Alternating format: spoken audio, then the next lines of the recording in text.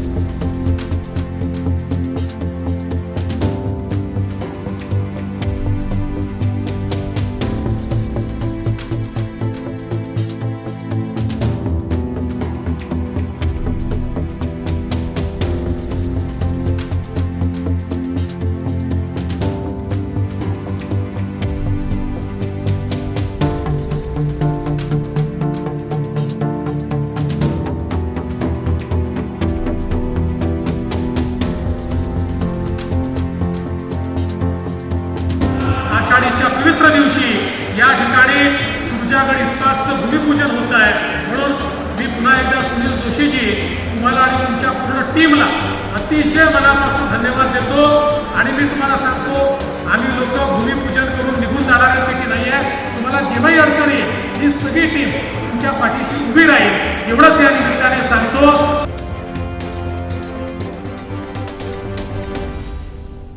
सुरजागढ़ इस्पात प्रायव्हेट लिमिटेडचे प्रमुख सुनील जोशी असतील, वेदांत जोशी असतील, बाकीची सगळी त्यांची टीम असेल, त्यांनी एक चांगल्या पद्धतीनं या दुर्गम भागामध्ये प्लांट लावण्याचा निर्णय घेतला आणि या भूमिपूजनाच्या निमित्तानं आम्हाला सगळ्यांना बोलवलं, त्याबद्दल त्यांना देखील मनापासून धन्यवाद देतो। सरकारवर टीका करतात, पण दावोसला जे काय एमओयू झाले होते त्याची अंमलबजावणी हे शासन कशा पद्धतीने करत आहे याचं बुद्धिमंत उदाहरण म्हणजे सुरजागढ़ इस्पात कंपनीच्या आजच्या भूमिपूजनाचा कार्यक्रम आहे।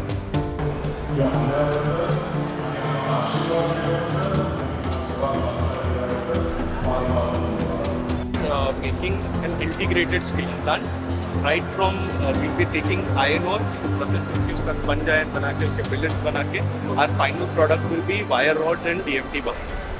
ऐसा पूरा integrated steel plant रहेगा। Right now it will be 0.75 million tons per annum and we are going to extending it to 2 million tons। देशाच्या स्टील प्रोडक्शनच्या 30% स्टील प्रोडक्शन हे गडचिरोलीमध्ये होणार आहे।